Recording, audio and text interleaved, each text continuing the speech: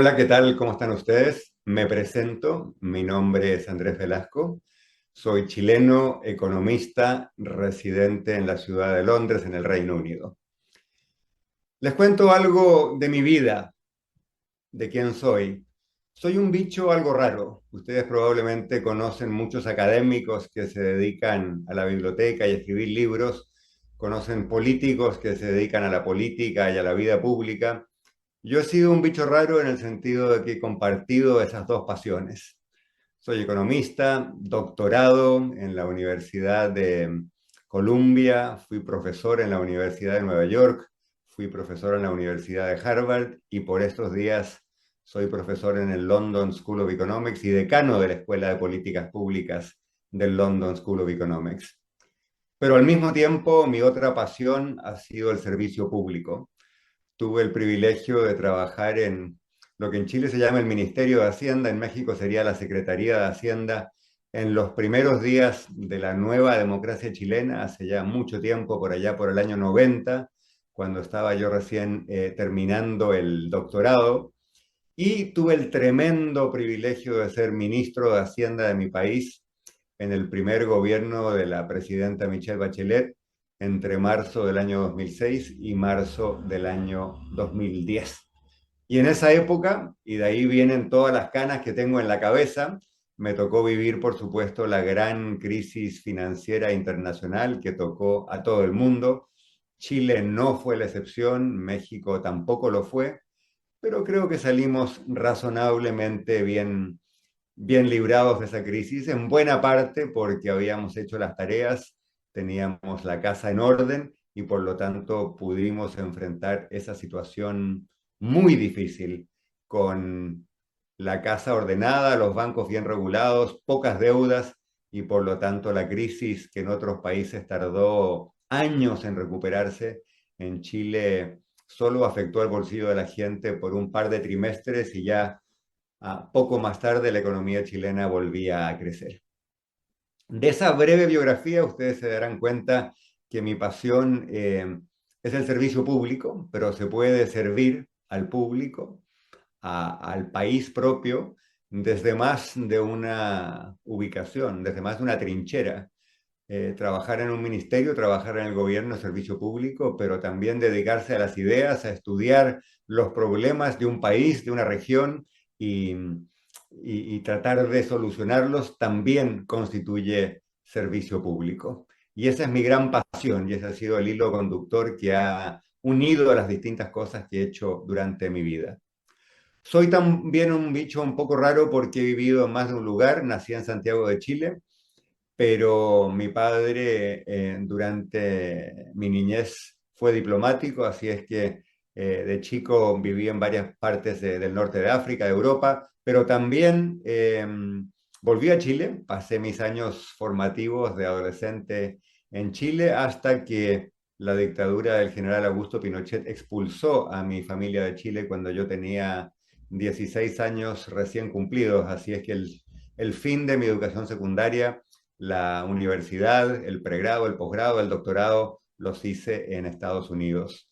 Así es que sé lo que es ser extranjero, sé lo que es cambiar de país, sé lo que es sentir que uno lo pierde todo y tiene que partir de la nada, pero también sé lo que es tener el privilegio de recibir una buena educación en algunas de las mejores universidades del mundo. Finalmente me considero un tipo afortunado, afortunado no solamente en lo profesional, sino que en lo personal. Conocí a mi mujer en un programa de televisión en que ella me entrevistó. Creo que fui un economista aburrido en esa entrevista, así es que no volví a verla por un par de años hasta que la vida nos reunió en Estados Unidos. Tenemos hoy 20 años de matrimonio y 3 hijos, de los cuales estamos tremendamente orgullosos. ¿Qué les puedo decir que les resulte útil, que les resulte interesante, de lo que se puedan acordar en un día o en una semana? Les ofrezco la siguiente reflexión. Con esta experiencia de vida, de haber tenido más de una vida profesional, haber vivido en más de un país, haber sobrevivido en más de una cultura, les quiero dejar 3 consejos, 3 mensajes. El primero, Ustedes, al igual que yo, tienen el privilegio de una buena educación, de una muy buena educación. Es el privilegio que tiene una minoría de la gente en Chile, mi país, en México, en el mundo. Y por lo tanto, la pregunta que yo le formularía a ustedes es, ¿qué hacer con esa educación? ¿Cómo plantearse la vida para aprender, para gozar, pero al mismo tiempo para ser útil, para dejar algo de vuelta a la sociedad y devolver la mano del privilegio de haber tenido una buena educación? Y se me ocurren tres ideas.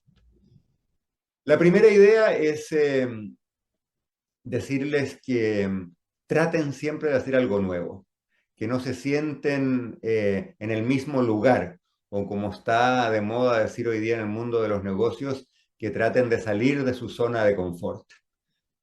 La educación en América Latina, a diferencia de la educación en Inglaterra o Estados Unidos, es bastante más rígida. Uno a los 18 años o 17 elige una carrera, estudia esa carrera por 4, 5 o a veces 6 años y se dedica, si tiene la suerte de hacerlo, a esa misma profesión, a esa misma carrera por los próximos 30, 35, 40 años.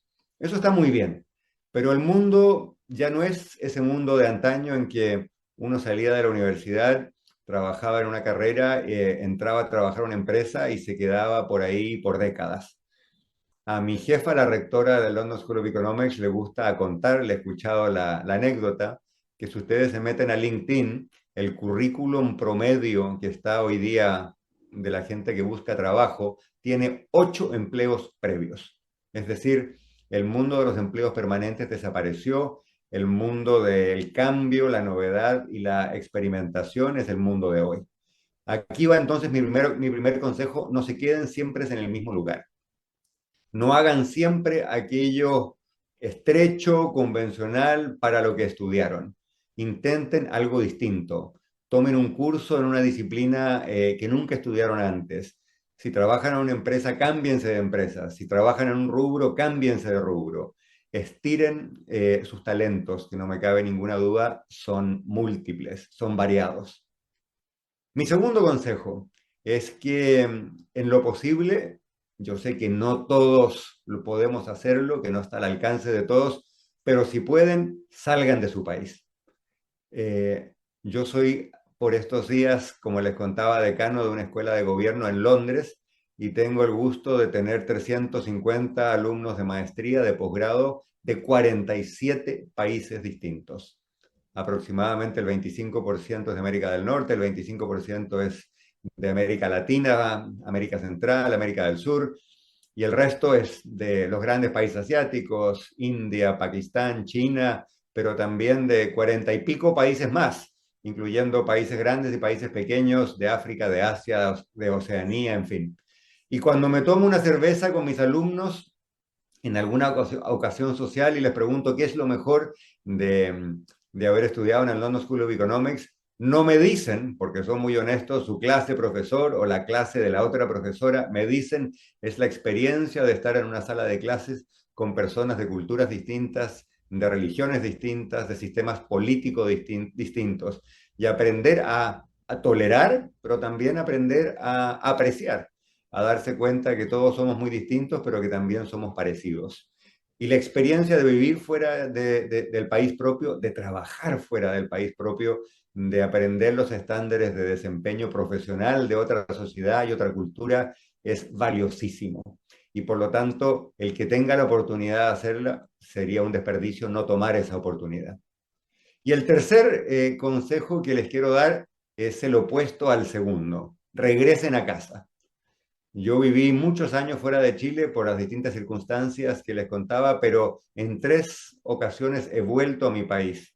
Cuando en Chile volvió la democracia, volví a trabajar en el gobierno. Cuando hubo un cambio de una coalición gobernante a otra y me ofrecieron la posibilidad de colaborar, colaboré. ¿Por qué? Porque no es cierto eso que dicen en las películas gringas, you can never go home again. No es cierto que no se pueda volver a casa. Se puede y se debe volver a casa.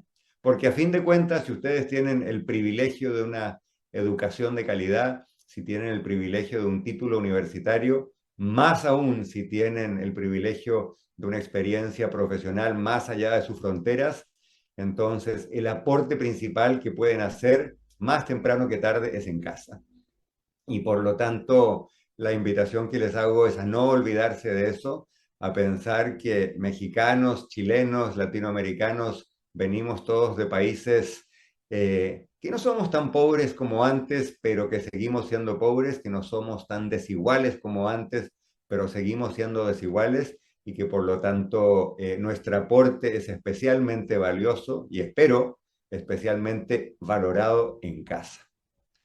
Termino diciéndoles que creo que este no es cualquier momento de la historia y que por lo tanto estas lecciones quizá son más urgentes que nunca. Vivimos en un mundo especialmente convulsionados. ¿Cuál de ustedes, ciertamente no yo, se habría imaginado que pasaríamos un año, casi un año y medio, encerrados en nuestras casas sin poder salir o trabajando desde casa por consecuencia de una pandemia? ¿Qué diablos era una pandemia? ¿Quién se imaginó vivirla? Ese es un gran cambio. Otro gran cambio. Mi país, Chile, viene saliendo del verano más cálido de su historia. No me extrañaría que en México el verano que viene sea muy parecido. Mi país ha estado envuelto por los incendios forestales a raíz de las grandes temperaturas. El mundo está cada día más caliente. El clima está cambiando y esto, lo saben muy bien ustedes, puede tener consecuencias gigantescas, algunas de ellas predecibles, otras impredecibles. Tercer cambio fundamental. Yo estoy en este momento en Londres.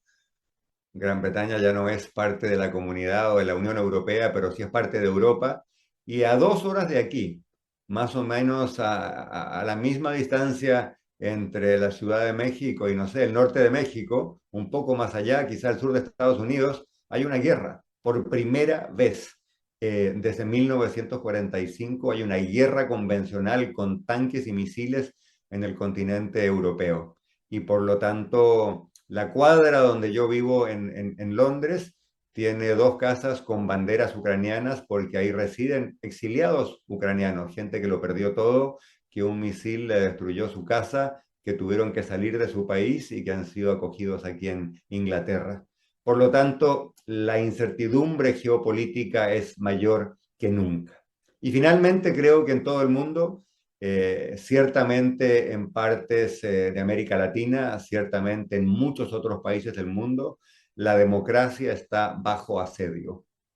Creo que México orgullosamente puede decir que hace ya buenos años hizo una transición a la democracia. Mi país, Chile, tuvo 17 o 18 años de dictadura y a partir del año 90 hicimos también una transición a la democracia. Tantos otros países de ingresos medios en el mundo hicieron esa transición en los últimos 25 o 30 años. Pues bien, hoy día el mundo vive una recesión democrática. Cada día hay más países que ya no viven en democracia. Cada día hay países en que la democracia está amenazada, atormentada, acogotada o debilitada. Y yo creo que al final la democracia es la manera que tenemos de ponernos de acuerdo. Siempre en una sociedad va a haber diferencias, pero lo esencial es que saldemos esas diferencias por medio del diálogo, por medio de las votaciones y no por medio de la violencia. Y la democracia no solamente es un procedimiento, es también algo que nos puede unir, es algo a lo cual todos podemos hacer un aporte y puede ser una fuente de orgullo. Yo los años que viví de niño en el exilio los viví en una casa de chilenos, abogados, profesores universitarios que añoraban esa democracia. Y recordábamos aquellos momentos en que cuando yo era niño, mi padre, en Chile en esa época se votaba separados hombres y mujeres, me llevaba a un lugar de votación, hacía yo la cola con él mientras esperábamos que él pudiera votar y en esas largas esperas me contaba que Chile era un país de los más democráticos de América Latina y que esto para él era una fuente de orgullo. Pues bien, pasaron muchos años, vivimos años de gran dificultad y dolor en el exilio y la democracia en Chile volvió. Y cuando ya mi padre estaba muy mayor, estaba en silla de ruedas en el último año de su vida, me pidió que hiciéramos lo contrario. Había elecciones en Chile y me dijo, hijo, no te llevo yo a votar a ti, llévame tú a votar a mí. y recuerdo con mucha emoción haber hecho esa cola con mi padre en silla de ruedas y haber podido contemplar junto a él, un profesor de derecho, un hombre de letras y de leyes, las virtudes de la democracia en nuestro país.